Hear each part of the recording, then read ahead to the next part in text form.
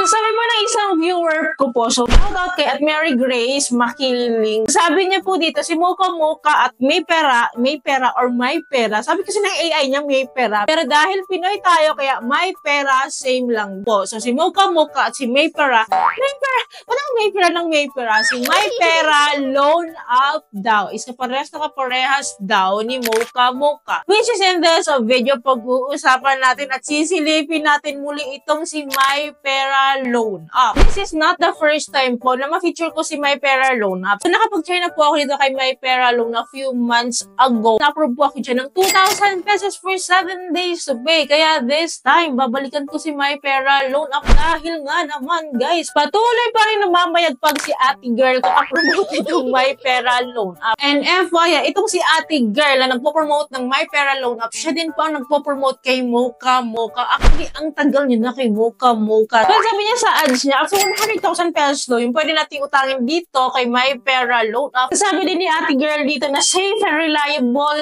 daw ito and 0.3% daily interest lang daw po yung hinihingi nila. Wow. So meron po silang projected na loan offer dito, which is for example 50,000 pesos, ang babayaran mo na lang daw 50,657. So ang baba ng interest rate based dito sa ads niya. Pero hindi po tayo pwedeng mag-rely dito sa ads kasi usually napakalayo po talaga ng ads nila sa katotohanan. Kaya this time, mag-a-apply ulit ako dito kay my pera loan up since a-update lang din ng loan up na ito last month. Titingnan po natin kung may bagong update, improvement, at medyo gumanda na ba kaya. Kaya nga po, lahat po yan pag-uusapan natin sa video na ito. Again, FYI, my pera loan up is downloadable po ito sa ating Google Play Store. Well, under po pala siya ni Lucky Shell Fintech Lending Incorporated, which is registered po ito, licensed to operate po ito. Pero grabe na ang taas ng ratings niya, 4.6. Ang dami niyang reviews at ang dami rin nag-download na sa app na ito. 1 million downloads. Taray! Well, without further ado, pasukin po natin itong loan app na ito. Open po natin. And then here po, we need to provide our mobile phone number. Then after that, click po natin itong send OTP via SMS para maka-receive po tayo. And then right after that, we need to agree this permission settings po nila. No? Usually sa mga loan app, common na po ito. Well, after that, we need to enter the OTP or the verification code po na sinend po sa mobile phone number natin. And then agad-agad po, we need to fill up the personal information. Now, di ba? Application process, agad-agad, walang patumpik-tumpik. Dito sa personal information, naka-project na rin po dito yung loan amount or loan offer nila sa atin. So, to my case, up to 10,000 pesos po yung offer niya po sa akin. So, under din po ng personal information is we need to fill up the residential address, length of residence, marital status, education, religion, email, and ang shocking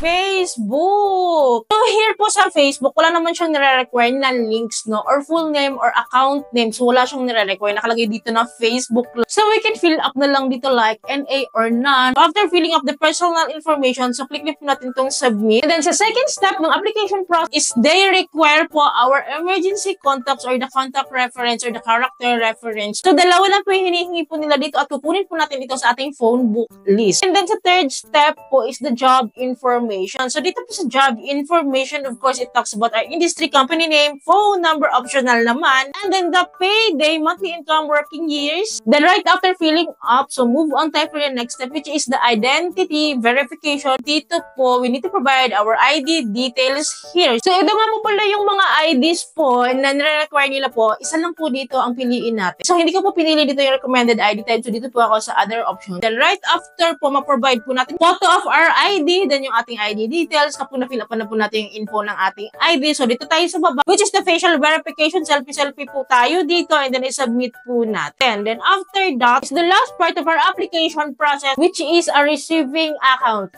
So, dito po is a disbursement method na withdrawal method po. Ito, either e-wallets or bank accounts po. Pero kapag mga itong mga loan up, hindi po ako nagbibigay talaga ng mga bank accounts ko. Sa e-wallets po ako pipili. Enter po natin yung account number natin and then i-submit po natin. After that, so nakalagay dito, no, unlock new credit. Wala pa po tayong loan offer. Kailangan po natin i-click itong unlock new credit na ito para makita po natin yung offer natin dito. So, i-click lang po natin yan. And then again, meron na naman po permission settings po na we need to agree here. So, i-agree lang natin ito. Then right after that, i-allow lang po natin itong mga nagpo magpa-pop up dito para makapag-proceed po tayo. And then nakalagay po dito, new loan amount is being evaluated. So wait lang po natin ng kaunti. And then right after naman yan, so meron agad tayong loan offer. Ang laki, diba? Ang laki ng 100,000 dito. Para eme lang yan, guys. Promotion lang nila yan. Demo lang po nila yan. So right after that, meron daw po akong offer na 6,500 pesos. Ang laki ngayon, ha? Ang offer nila sa akin last time is 2,000 pesos lang. Pero ngayon, 6,500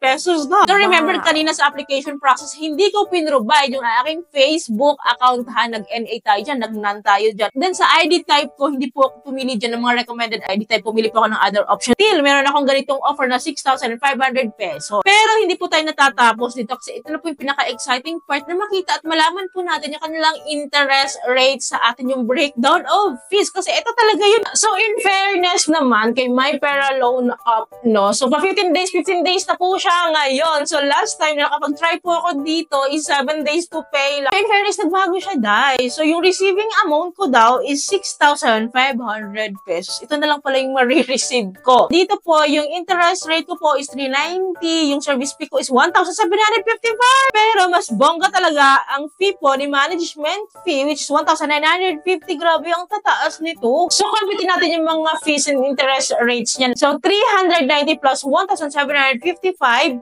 plus 1,950 is equals to 4,095 pesos. Grabe! Ang taas! Ang taas ng effective interest rate niya, guys. Hindi nakakatuwa. Nakakalubog lang talaga ng utang. Kasi lumalabas po na 1 month to pay lang din ito. Kahit pa 15 days lang siya. Kasi dalawang 15 days lang po yung breakdown of loans niya dito eh. First 15 days, 5,200 agad yung babayaran natin. Kung second 15 days is babayaran natin yung 10,200 pesos. Kasi guys, mawi-wave naman po yung kanyang pang 100 days to pay. Kasi nakalagay po dito na pay off the previous installment and the final installment will be waived. Kaya lumalabas nga po, 15 days plus 15 days is equals to 1 month to pay lang siya. Grabe, ang taas. Well, in-open ko po yung kanyang loan agreement. And so, nakalagay po pala dito po na yung total loan offer pala sa akin is 10,595 pesos. Kaya pala, marireceive ko na lang po is 6,500 pesos. Kasi nga po, di ba, na-compute natin kanina yung effective interest rate niya po. Kasama na po dyan yung interest, account management fee, service fee. Kapag tinotal po natin yun, di ba, 4,095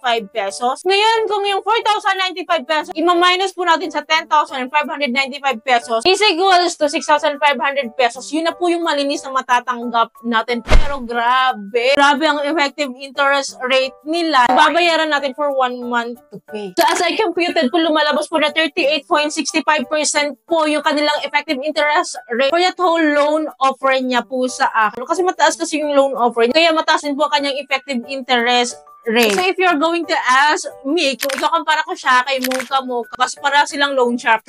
Pero mas mataas at mas unreasonable talaga itong si My Pera Loan Up compared kay Mocha. Kasi kay Mocha, minsan kapag na-tsempuhan natin, aabot lang naman siya ng 15% a month. Meron siyang longer term payment like 4 term, for 15 days per term, parang twice a month din. So itong si My Pera Loan Up, naninigurado po siya. For 1 month to pay, mababawi din nila agad-agad at sobra-sobra pa po talagang kikitain nila sa atin. Unlike kay Mocha na medyo kahit papano hindi ganito kataas. So for me, again, for the second time, this loan up, My Pera Loan Up is not recommended. Di ba ang layo-layo niya sa ads nila na pinoproject at pinopromote nila. Grabe makahook yung advertisement nila pero napakalayo po sa katotohanan. True lang tayo dito. Kaya nga po nire-review talaga natin, sinisilip at sinusubukan po talaga natin itong mga ganitong loan up. No? Kasi ayaw natin magka-problema in the long run. Ayaw natin, of course, mag-suffer. Well, dahil ayaw ko nga pong i-grab to. May option naman po tayo i-delete yung account natin dito. For our security purposes po, kung hindi naman po tayo maglo-loan dito, click lang po natin yung account cancellation. And then either magsasend po sila sa atin ng SMS code or facial ID. Pero facial ID po yung pinili ko para mas mabilis. So selfie-selfie lang po yan. And then right after that, deleted na po yung account ko dito. So ganun lang po siya kadali. So anyways, time to time mag-update naman po ako sa different loan apps po na pwede kong i-share sa inyo para aware po tayo dito. For sharing is scary. Kaya dapat po nakasubscribe. And click nyo po yung bell button para lahat po ng videos kayo updated and notified po. So yun lamang po. Please don't forget to like and share. And thank you po for watching this video. Bye!